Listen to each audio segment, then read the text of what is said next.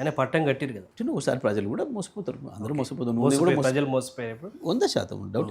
మనం అనడం ఎందుకు, మరి మీ టీవీలోనే 100 సార్లు చూస్తుంటే ప్రజలు ఎట్లా చెప్తున్నారు, మా చెప్తాం మేము కొట్టుకుంటున్నాం అని ఒక ఆయన, మళ్ళీ వస్తాడు వీడని ఒక ఆయన, తప్పు చేసిన చెంపలు వేసుకుంటున్నాను ఒకరు, ఆడోళ్ళు మగోళ్ళు ముసలోళ్ళు పిల్లలు తేడా లేకుండా యూత్.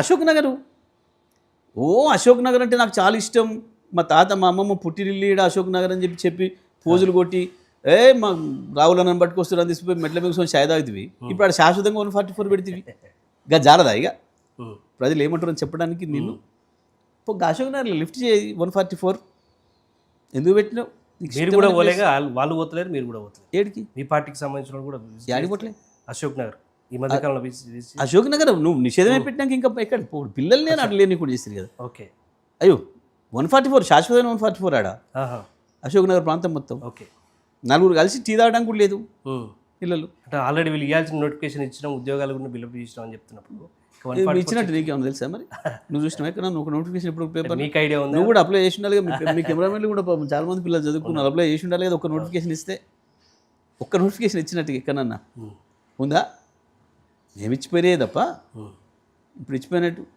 నీకు కూడా ఎలిజిబిలిటీ ఉండాలి ఇంకా అప్లై చేయడానికి. ఇంకోటి ఉమ్మడి నల్గొండ జిల్లాకు సంబంధించి తాజాగా సీఎం రేవంత్ రెడ్డి నల్గొండలో హ్యామ్ రోడ్లకు సంబంధించి శంకుస్థాపన చేసిండు. 3 అడుగుల జగదీష్ రెడ్డిని ఓడించాలి, అసలు తులసి వనంలో గంజాయి మొక్క అన్నారు. అసలు మిమ్మల్ని ఎప్పుడు హైట్కి సంబంధించిన అంశంలో చాలా విషయాల్లో విమర్శ చేస్తారు, మీకేమనిపించింది చిల్లర వాళ్ళ జ్ఞానం గంతే, ఆయన సంస్కారం స్థాయి అది, ఆయన జ్ఞానం లెక్క పొడుగు అది గంతే తప్ప దాంట్లో ఏముంటుంది మాట్లాడుకోవడానికి, సబ్జెక్టు లేక సంస్కారం లేక వచ్చే మాటలు, అంతమించి ఏముండవు. ఏముంటుంది పెద్ద, ఆయన అనడానికి చాలా ఉంటాయి. ఓకే అంటున్నా నేను ఎప్పుడన్నా గీత దాటను కదా. అట్లా అట్లా పదే పదే అనడం వల్ల మనిషి సంస్కారంతో కనబడతాడు, తనకుండే జ్ఞానంతో కనబడతాడు, దాంతో వెలుగునిస్తాడు ప్రజలకు. కానీ గీ చిల్లర మాటలు, చిల్లర చేష్టలు, ఏదో నలుగురు ఎదురు సప్పట్లు కొడతారని చెప్పి నేను సప్పట్లు కొట్టేదలుచుకుంటే మామూలుగా ఉండదు రేవంత్ రెడ్డి. అది అంతేనా, ఏం చేస్తాను ఆయన గురించి చెప్పదలుచుకుంటే, ఎప్పుడు కామెంట్స్ మాట్లాడదలుచుకుంటే, బట్ నేను మాట్లాడాను, నేను అది దాటను. ఆయన ఇంకా చిల్లర, ఇంకా అంతకంటే ఇంకా దిగజారి మాట్లాడినా నేనే మాట్లాడాను. అంటే వచ్చేసరి ఖచ్చితంగా గెలవనీయమని చెప్పేసి ఒకటి మాత్రం వాస్తవం, ఈ రాష్ట్రానికి పుట్టిన అతి పెద్ద గంజాయి మొక్క రేవంత్ రెడ్డిని మాత్రం చెప్పగలం, ఎట్లా సందేహం లేదు. ఇంకేముంది, తెలంగాణ వ్యవసాయాన్ని నాశనం చేసి, తెలంగాణ ఆర్థిక రంగాన్ని నాశనం చేసి, తెలంగాణ నిర్మాణ రంగాన్ని నాశనం చేసి, మొత్తం ఎక్కడికక్కడ పండబెట్టి ఇవాళ నువ్వు చేస్తున్న ద్రోహం అంత ఇంత కాదు తెలంగాణకి.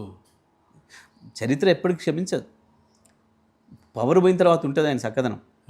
కనపడితే తంతారు ప్రజల రోడ్ల మీద. ఓకే, ఇవాళ కేసీఆర్ కనపడకపోతే బాధపడుతున్నారు, మళ్ళీ కేసీఆర్ రావాలి, మళ్ళీ నువ్వే రావాలి బాపు అని మాట్లాడుతున్నారు.